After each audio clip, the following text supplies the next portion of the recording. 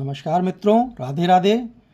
मित्रों, आज मैं आपको मेष लग्न में बुध का जो फल है 12 भावों में क्या होगा उसके बारे में जानकारी साझा करता हूं आपके साथ। और इससे पहले दोस्तों, मैं चाहता हूं आपको ऐसी निरंतर अच्छी जानकारी मिले, आपको जानकारी नित्य मिलती रहे आपके जीवन में। आप इसके लिए हमारे चैनल को सब्सक्राइब कर दें, सब्सक्राइब करना ना भूलें, ताकि ऐसी जानकारी आपके सामने निरंतर आती रहें और आप भी अपने जीवन में कुछ आगे अच्छा कर सकें। तो देखते हैं, बुध हमारे लग्न के जब पहले घर में बैठता है तो प्रथम घर में बैठा हुआ बुध हमारे जीवन में पराक्रमी बनाता है, हमको बुद्धिमान बनाता है, मेहनती बनाता है। ऐसे जातक अपनी बुद्धि से अपने जीवन में आगे बढ़ते हैं। और ऐसा व्यक्ति जिसका बुध लग्न में बैठा है, लग्न से एक दृष्टि बुध की सप्तम भाव पर होती है। सप्तम भाव पर दृष्टि जब जातक की पड़ती है तो उसके वैवाहिक जीवन में भी खुशियां आती हैं, उसका व्यापार, उसका साझेदार भी अच्छे फल देता है।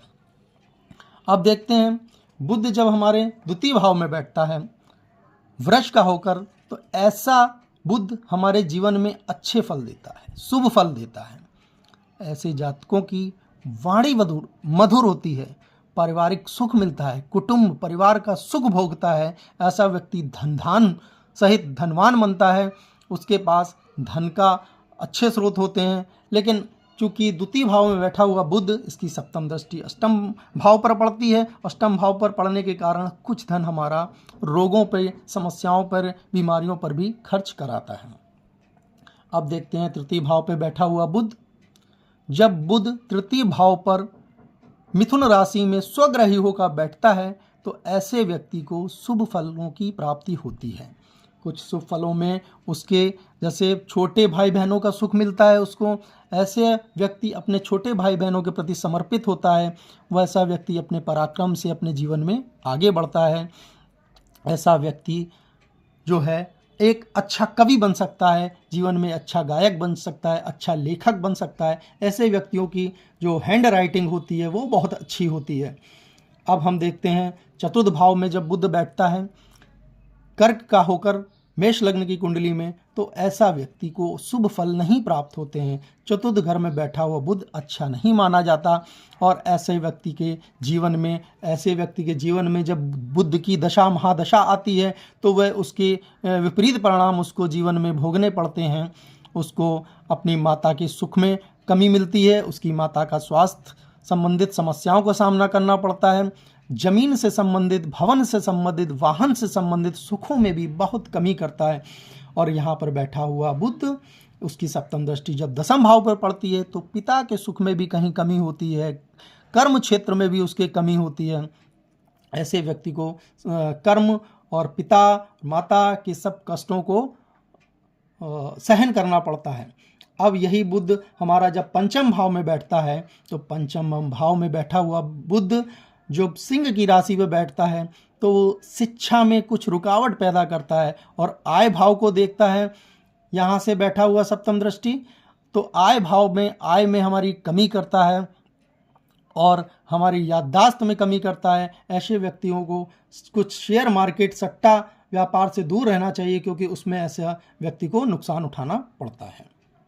अब यही बुध हमारे षष्ठम भाव में बैठकर अपनी ही राशि पे, कन्या राशि पे बैठता है, किंतु उच्च का होकर बैठा है और अपनी ही राशि में बैठा है, तो ऐसा व्यक्ति के शत्रुओं, रोगों का, ऋणों का दमन करता है। ऐसा व्यक्ति प्रभावशाली होता है, इसकी वाणी प्रभावशाली होती है, इसके शत्रु इससे दूर होते जाते हैं। इसको ऋण नहीं लेता, अगर ऋण लिया है तो ऐसे व्यक्तियों का ऋण बड़ी जल्दी चुक जाता है। ऐसे व्यक्ति को रोग भी नहीं आते हैं, और रोग होते भी हैं तो बहुत छोटे मोटे रोग होते हैं जो उसके रोग दूर हो जाते हैं। अब यही हमारा बुध सप्तम भाव पर जब बैठता है, तो जब सप्तम भाव पर बुध हमारा बैठता है तो ये तुला की राशि में बैठा हुआ हमारा बुध हमें वैवाहिक, हमारे जीवन साथी से कुछ कष्ट उठाने पड़ते हैं, वैवाहिक जीवन में कुछ परेशानियां आती हैं, वैवाहिक जीवन में पार्टनर से कुछ मतभेद होते हैं। और अगर हम कोई व्यवसाय करते हैं तो उसमें भी ऐसे जातकों को कुछ नुकसान उठाना पड़ता है। ऐसे जातकों का साझेदारी है अगर व्यवसाय में, तो साझेदार भी उसको कभी कभी धोखा दे देते हैं और उसके जीवन में उसको तकलीफ देते हैं। अब इसकी यहाँ से सप्तम दृष्टि प्रथम भाव पर पड़ती है। प्रथम भाव पर पड़ती है तो ऐसे व्यक्ति का व्यक्तित्व कमज़ोर हो जाता है, उसके आत्मविश्वास में कमी देखने को मिलती है। ऐसा व्यक्ति अच्छे निर्णय ले पाने में समर्थ नहीं हो पाता। अब अगर अष्टम भाव पर हमारे बुध बैठता है, अष्टम भाव पर जब हमारे बुध बैठता है तो हमारे जीवन में हमारे शारीरिक हमको कष्टों से दो चार होना पड़ता है। ये हमारे जीवन में नुकसान कराता है। ये हमारे जीवन में हमें रोगों से पीड़ित करता है।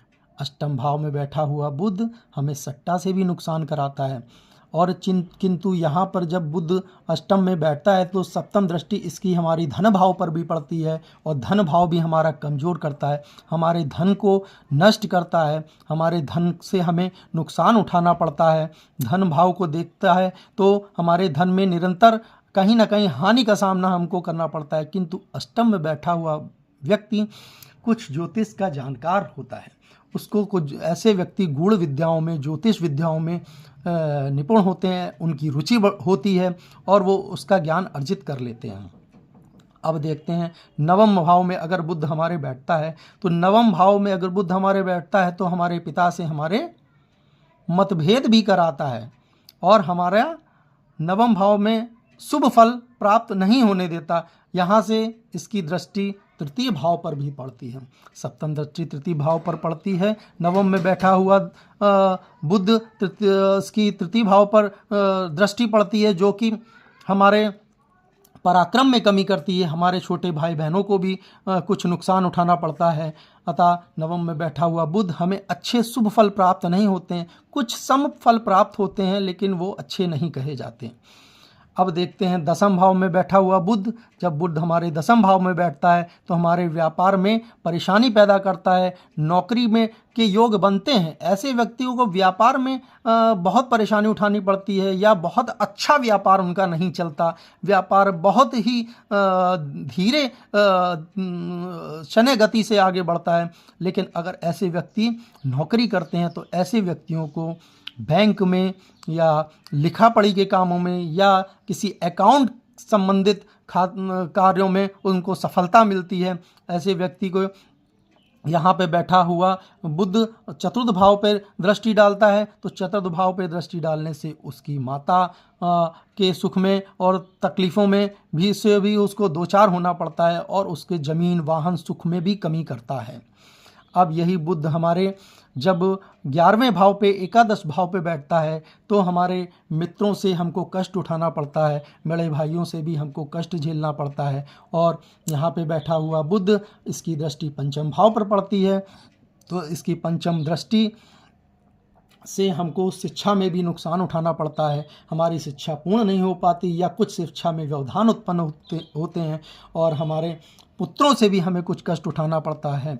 हमारे पुत्रों से या हमारे संतानों से हमें कुछ मतभेद जीवन में सामने देखने को मिलते हैं और ऐसा व्यक्ति कुछ हानि अवश्य उठाता है। अतः 11वें घर में बैठा हुआ बुध जो है एकादश भाव में भी हमें बहुत अच्छे शुभ परिणाम नहीं देता है।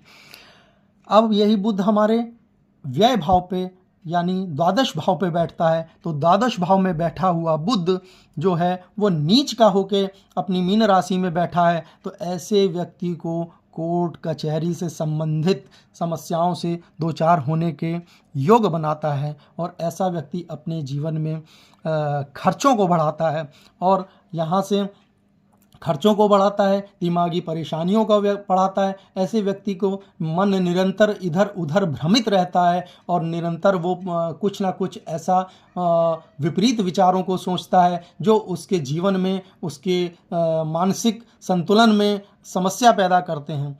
और चूंकि 12वें घर में बैठा हुआ बुध इसकी सप्तम दृष्टि 12वें घर में बैठता है, इसकी सप्तम दृष्टि हमारे छठे भाव पर पड़ती है जो हमारे शत्रुओं से भी जो हमसे ईर्ष्या रखते हैं या जो छोटे छोटे हमारे शत्रु बन जाते हैं उनसे कुछ कष्टों को भी हमको उठाना पड़ता है।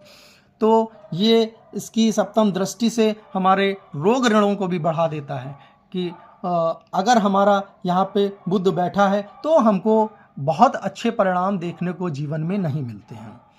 तो जातकों, हमने ये देखा 12 भावों में बुध का मेष लग्न में कोई बहुत अच्छा प्रभाव नहीं है, क्योंकि ये मारक दशा में रहता है और जब इसकी दशा या महादशा आती है बुध की, तो उसमें भी इसके विपरीत परिणाम देखने को मिलते हैं। हाँ, कुछ ग्रहों के साथ इसकी युति अच्छी हो सकती है, लेकिन फिर भी ये हमारे मेष लग्न में बुध का बहुत अच्छा योग फल नहीं देता और जीवन में कुछ ना कुछ परेशानियां हमारे बना के रखता है। चलिए, आज हमने दोस्तों मेष लग्न में बुध का 12 भावों में क्या फल है ये जाना। इसी तरह निरंतर हम आपको जानकारी पूर्ण अच्छे वीडियोस उपलब्ध कराते रहेंगे। तो हमारे चैनल को सब्सक्राइब करें ताकि आप कोई भी ऐसी जानकारी मिस ना कर पाएँ और आप अपने जीवन में आगे बढ़ें। जय श्री राम। राधे राधे।